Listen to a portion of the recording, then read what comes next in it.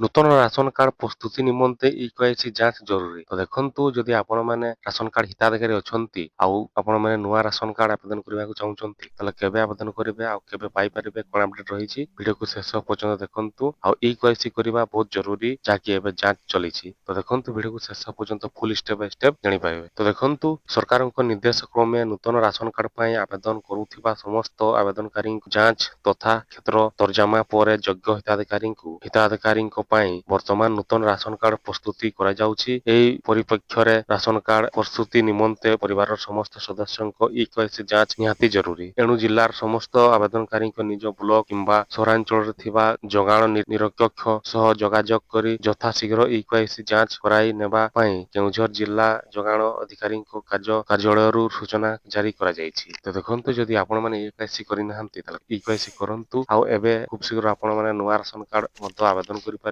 ଆଉ ମଧ୍ୟ ଖୁବ ଶୀଘ୍ର ପାଇପାରିବେ। ତ ଏଇଭଳି ଆଜିର ଅପଡେଟ ଥିଲା। ତ ଆଶା କରୁଛି ଭିଡିଓ ଭଲ ଲାଗିବ ତାହେଲେ ସେୟାର କରନ୍ତୁ ଲାଇକ୍ କରନ୍ତୁ।